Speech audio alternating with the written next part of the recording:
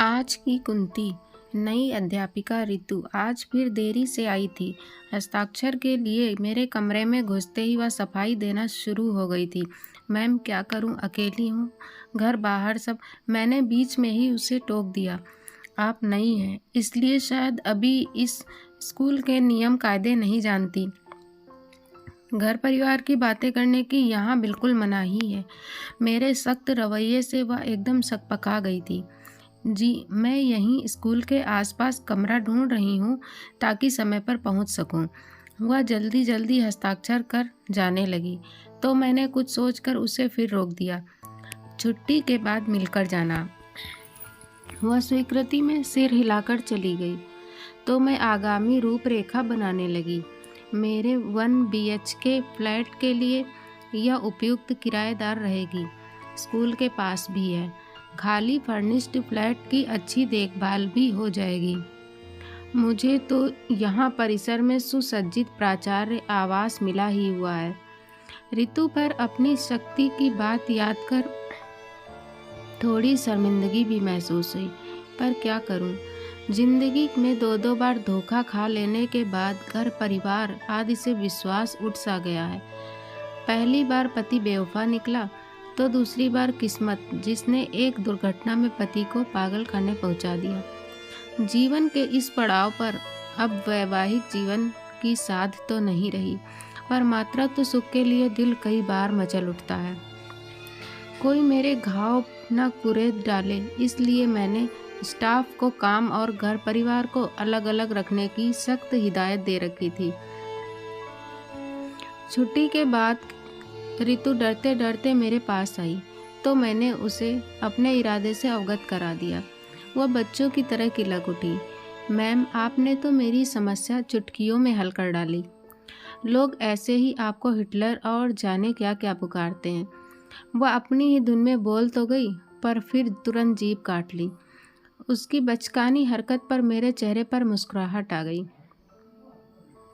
जानती हूँ, खैर यह चाबी ले जाओ और मकान देखाओ। जैसी कि मुझे उम्मीद थी, ऋतु को मकान पहली ही नज़र में पसंद आ गया था। उसने झटपट शिफ्ट भी कर लिया। अपने स्वभाव के अनुरूप मैं अब भी उससे काम की बात ही करती थी। उसके शिफ्ट होने के बाद तो मैंने फ्लैट की तरफ झांका भी नहीं। ऋतु बंधा बंधाया किराया मेरे अकाउंट में जमा करा देती थी। इधर कुछ दिनों से वह आकस्मिक अवकाश ज़्यादा लेने लगी थी। कभी तबीयत खराब होने के नाम पर आधी छुट्टी भी ले लेती थी। फिर मैंने उसके पेट में हल्का उभार महसूस किया, जिसे वह बड़ी सफाई से दुपट्टे या शॉल में छुपा लेती थी। तो क्या वह विवाहित है? पर उसने तो कहा था अकेली हूँ। अच्छा, यहाँ अकेली रहती होगी, पति की नौकरी और कहीं होगी। उत्सुकता के बावजूद अपने ही उसूलों के कारण मैं उससे या किसी और से इस बारे में पूछताछ भी नहीं कर सकती थी। मेरा शक सही था। कुछ महीनों बाद ही वह लंबी छुट्टी पर चली गई और लौटी तो उभार गायब था। शायद खुद ही माँ बनने की मिठाई खिला दे, सोचकर मैं शांत बनी रही, पर ऐसा कुछ नहीं हुआ। वह एकदम सामान्य थी, मानो कुछ हुआ ही ना हो। साल बीतते न बीतते मुझे फिर उसके गर्भवती होने का शक हुआ, और इस बार भी कुछ महीनों बाद वह लंबी छुट्टी पर चली गई। उसे छुट्टियों की परवाह नहीं थी। सवैतनिक अवकाश खत्म हो जाने पर वह अवैतनिक अवकाश लेने में भी संकोच नहीं करती थी। इस बार भी वह भरा भरा शरीर लेकर लौटी, मानो प्रसूति के बाद खूब सेहत बनाकर लौटी हो। चुपके चुपके शायद उसने अपने सहकर्मियों को पार्टी भी दी हो, पर मैं जानती थी कि मेरे स्वभाव को भली भांति जानने वाले मेरे सामने ऐसी कोई बात नहीं करेंगे। पार्टी में बुलाना तो दूर की बात थी। दिवाली पर मैंने अपने फ्लैट का रंग रोगन करवाया, तो भुगतान के पूर्व एक बार जाकर देख आने की ज़रूरत महसूस हुई। इस बहाने शायद ऋतु के बच्चों आदि से मिलने की ख्वाहिश भी मन में थी, पर यहाँ भी निराशा ही हाथ लगी। घर में बच्चे तो क्या, उनका कोई चिन्ह तक नहीं था। न कपड़े न खिलौने। जरूर अपनी दादी नानी के पास रहते होंगे, पर कोई तस्वीर तो हो। ठेकेदार के संग खड़े खड़े ही मैं पूरे घर का निरीक्षण कराई। ऋतु ने औपचारिकतावश चाय के लिए अवश्य पूछा, पर मुझे रोककर बिठाने बतियाने में उसकी कोई दिलचस्पी नज़र नहीं आई। अपने कठोर व्यवहार के कारण मैंने खुद ही तो अपने को सबसे काट रखा था, इसलिए किसी से कोई अपेक्षा रखने का हक भी मुझे नहीं था। आश्चर्य तो तब हुआ जब रितु ने आकर मुझे बताया कि महीने भर बाद वह मकान खाली करने वाली है। आप चाहें तो दूसरा किराएदार देख लें, नहीं तो मैं लाऊं। हमारे स्टाफ के ही 1-2 सदस्य तैयार हैं, हो जाएगा, कोई बड़ी समस्या नहीं है। पर तुम कहाँ जा रही हो? रितु ने झिझकते हुए अपना शादी का कार्ड पकड़ा दिया तो मैं आश्चर्यचकित हो गई। मैं अब अपने होने वाले पति के शहर में ही नौकरी खोज लूँगी। आप शादी में ज़रूर आइएगा, मुझे बहुत खुशी होगी। रितु तो टेबल पर कार्ड रखकर चली गई, लेकिन मैं देर तक प्रश्नों के भंवर जाल में ही उलझी रही। क्या रितु दूसरी शादी कर रही है? बच्चे किसके पास रहेंगे? पहले पति का क्या हुआ? अपने निरंकुश एकाकी स्वभाव पर आज मुझे गुस्सा आ रहा था। किसी से आगे बढ़कर कुछ भी नहीं पूछ भी नहीं सकती। शादी तो दूसरे शहर में थी जिससे मैं सम्मिलित नहीं हुई, पर अपने ही शहर में उसने सहकर्मियों और दोस्तों को जो छोटी सी पार्टी दी उसमें मैं शामिल हुई। सुदर्शन गरिमामय व्यक्तित्व वाले अपने पति के पास नववधु के श्रृंगार में खड़ी रितु बहुत प्यारी लग रही थी। उनके घर परिवार वालों के अतिशय उत्साह को देखकर कहीं भी ऐसा नहीं लग रहा था कि यह उनकी या उनमें से किसी की भी दूसरी शादी है। सब तरफ नज़रें दौड़ाने के बाद भी मुझे दोनों छोटे बच्चों का भी कोई चिन्ह नज़र नहीं आया। रितु ने अपनी माँ से मिलवाया। पापा ने तो नया नया बिजनेस शुरू किया है, इसलिए नहीं आ पाए। आप माँ से मिलिए। माँ, ये मेरी प्रिंसिपल, जिनके मकान में हम रह रहे हैं और जिन्होंने हमेशा मेरी मदद की है। उसकी माँ गौर से मुझे देख रही थी। तुम प्रज्ञा हो, निर्मला की छोटी बहन? मैं अचकचा गई थी। उन्हें गौर से देखने पर खुशी के मारे मेरी भी चीख निकल गई। विनीता दीदी। उन्होंने आगे बढ़कर मुझे बाहों में भर लिया। वे मेरी दीदी की सबसे अच्छी सहेली थी। वे निर्मला दीदी का हालचाल पूछने लगी। इससे पहले कि वे मेरे बारे में जानकारी लें, मैंने उन्हें अगले दिन लंच के लिए आमंत्रित कर लिया। साथ में नवविवाहित वर वधू को तो आमंत्रित करना ही था। अगले दिन स्कूल की छुट्टी भी थी, तो दीदी ने खूब गपशप का मूड था। अब विनीता दीदी से रितु के वैवाहिक जीवन की असलियत जानकर ही रहूँगी, भले ही इसके लिए मुझे उनके सामने अपने अतीत के पन्ने खोलने पड़े। मैंने सोच लिया था। अगले दिन लंच चल ही रहा था कि रितु के मोबाइल पर कॉल आ गया। सामान पैक करने वाले घर का इंतज़ार कर रहे हैं। दोनों जल्दी जल्दी खाना खाकर निकल गए। माँ, आप बाद में आ जाना, मैम के साथ आराम से पुरानी यादें ताज़ा कर लो। दोनों निकल गए तो मैंने इत्मीनान की सांस ली। चलो, अब तो और खुलकर पूछताछ की जा सकती है। कॉफ़ी के कप लेकर हम दोनों बरामदे में आ बैठी। रितु काफ़ी खुश नज़र आ रही है। विवेक काफ़ी सुलझे विचारों वाला युवक लगता है। मैंने बातचीत शुरू की। अरे समझदार है, वरना मैंने तो रितु की शादी की उम्मीद ही छोड़ दी थी। हाँ, दूसरी शादी मुश्किल तो है ही, वो भी जब पहले वाली से 2-2 बच्चे हों। मैंने सहानुभूति दर्शाई। दूसरी? तुम्हें कोई गलत फहमी हुई है। रितु की तो पहली बार शादी हो रही है। और बच्चे? वे उसके नहीं थे।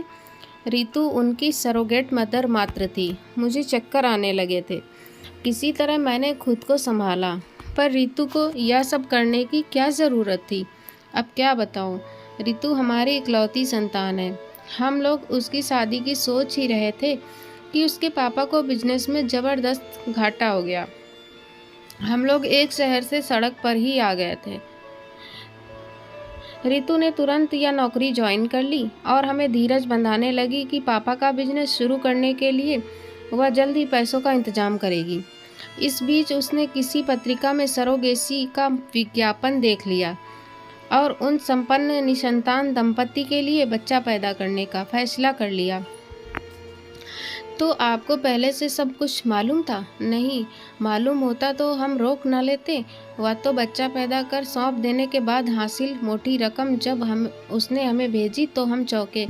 पर उसने सफाई दी कि उसको बैंक से लोन मिल गया है और उसकी दयालु प्रिंसिपल मैम ने भी उसकी काफ़ी मदद की है। वह तो उन्हीं के घर में रहती भी है।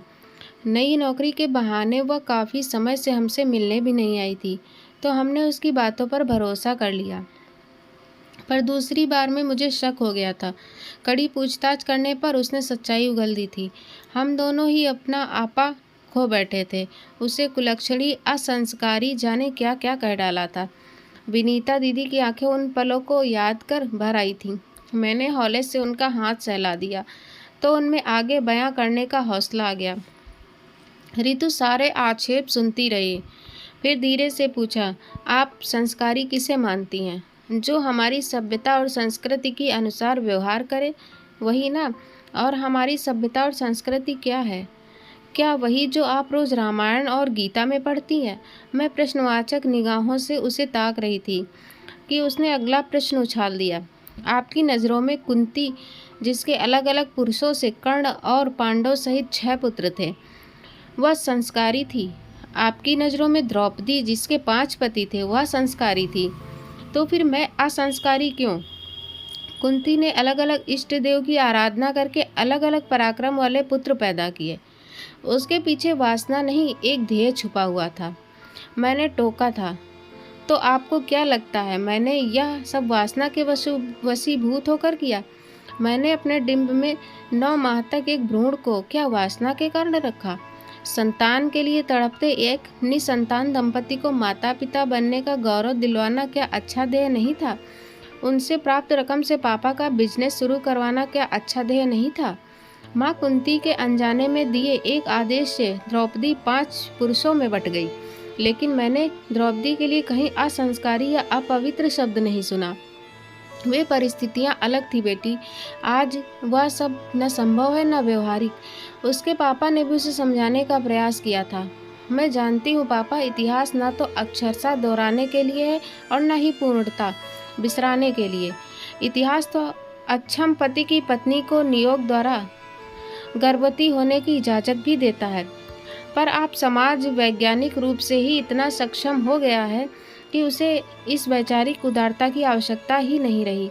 Surrogacy, sperm donation, test tube baby, egg freezing जैसे ढेरों विकल्प मौजूद हैं। बदलते समाज में बदलते प्रतिमानों को अपनाना व्यवहारिक बनने का सबूत है, न कि असंस्कारी होने का। तो फिर हमसे यह सब छुपाया क्यों? क्योंकि मुझे डर था कि आप मुझे इमोशनली ब्लैकमेल कर कमज़ोर बना देंगे और ऐसा करने से रोक देंगे। आपकी अवहेलना करने का मेरा कोई इरादा नहीं था। लेकिन बेटी, अब तुझसे शादी कौन करेगा? हमें इस बात को दबाकर रखना होगा। मैंने कातर स्वर में कहा था। मैं कुंती वाली गलती नहीं दोहराऊंगी माँ, जिसने बात को दबाए रखकर अनजाने में ही भाई को भाइयों के विरुद्ध खड़ा कर दिया था। मुझसे शादी करने वाले शख्स को मुझे मेरी सच्चाई के साथ स्वीकारना होगा, रितु ने दृढ़ता से कहा था। लेकिन बेटी, ऐसा शख्स मिलना बहुत मुश्किल है। हमने समझाया था, पर रितु अड़ी रही। तो क्या विवेक रितु की सच्चाई जानता है? मैंने अपनी उत्सुक निगाहें विनीता दीदी पर टिका दी थी। न केवल जानता है, बल्कि उस सच्चाई का सम्मान भी करता है। वह खुद स्पर्म डोनेट करके कुछ निसंतान दंपतियों को संतान सुख दिलवा चुका है। वाह! मैंने मन ही मन उस प्रगतिशील, खुली सोच वाले युगल को सलाम किया, जिसने मुझे मातृत्व सुख उठाने की नई राह सुझा दी थी। आशा करती हूँ दोस्तों कहानी पसंद आई होगी। कृपया चैनल को सब्सक्राइब करना ना भूलें। जय हिंद दोस्तों।